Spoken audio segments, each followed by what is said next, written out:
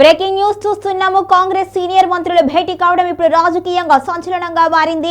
రేవంత్ రెడ్డి లేని టైంలో రేవంత్ రెడ్డికి షాక్ ఇచ్చే విధంగా మంత్రుల భేటీ అనేది ఇప్పుడు తీవ్ర పరిణామాలకు దారితీస్తుంది. అసలు మంత్రులు ఎందుకు భేటీ అయ్యారు, దీని వెనుక కారణం ఏంటి అనే చర్చ ఇప్పుడు తెర మీదకి వచ్చింది.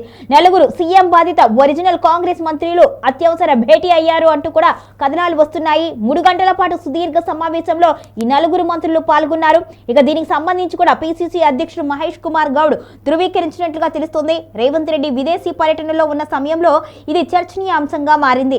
నిన్న లోక్ భవన్ లో అట్ హోమ్ కార్యక్రమం ముగిసిన తర్వాత ఒకే కారులో భట్టి విక్రమార్క నివాసం వరకు కూడా ప్రజాభవన్ కి నివాసం నుంచి భట్టి విక్రమార్క అదేవిధంగా ప్రజాభవన్ కి శ్రీధర్ బాబు, అడ్లూరి లక్ష్మణ్, ఉత్తమ్ కుమార్ రెడ్డి చేరుకున్నారు.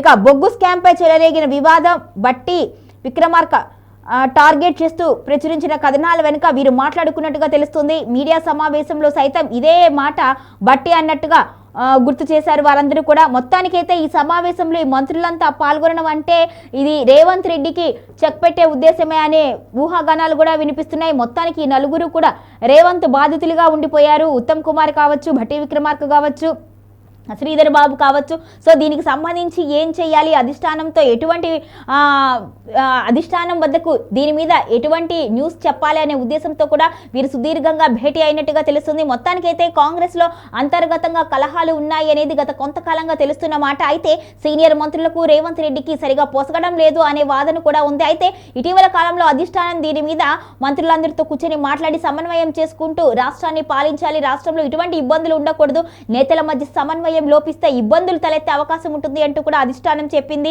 స్మూత్ గా వార్నింగ్ ఇచ్చింది. అయితే దాని విషయంలో కూడా రేవంత్ రెడ్డి పక్కన పెట్టి ఆయన అధికార మదంతో ఉన్నారు అంటూ కూడా మంత్రులు ఆరోపిస్తున్నారు. మొత్తానికైతే సీనియర్లకు విలువ లేకుండా తనకి నచ్చిన వారికి అన్ని కేటాయిస్తున్నారు అంటూ కూడా ఆరోపణలు చేస్తున్నారు ఈ నలుగురు సీనియర్ మంత్రులు. ఈ నేపథ్యంలోనే నైని బొగ్గు వ్యవహారంలో భట్టి విక్రమార్క తీవ్రంగా ఆవేదన వ్యక్తం చేశారు. దీని మీద క్లారిటీ ఇవ్వాలి అనే ఉద్దేశంతో ఆయన ప్రెస్ మీట్ నిర్వహించి కూడా దాని మీద తన విధానాన్ని, తన ఆలోచనని, దానికి సంబంధించిన విషయాన్ని కూడా ఆయన వెల్లడించారు. మొత్తానికైతే కాంగ్రెస్ లో అయితే అసంతృప్తులు కనిపిస్తున్నారు. ముఖ్యంగా సీనియర్ మంత్రులు ఇలా అసంతృప్తిగా ఉండడం అనేది పార్టీకి అంత శ్రేయస్కరం కాదు అంటూ కూడా విశ్లేషకులు భావిస్తున్నారు. మరి ఈ నలుగురు మంత్రులు చర్చల్లో ఏం తేల్చారు, నెక్స్ట్ అధిష్టానం ఎటువంటి నిర్ణయం తీసుకుంటుంది, ఒకవేళ మళ్ళీ పవర్ షేరింగ్ అంశం ఏమన్నా తెర మీదకి వచ్చే అవకాశం ఉందా, మరి భట్టిని సంతృప్తి పరచడానికి అధిష్టానం ఎటువంటి నిర్ణయం తీసుకుంటుంది అనేది ఇప్పుడు చర్చనీయాంశంగా మారింది.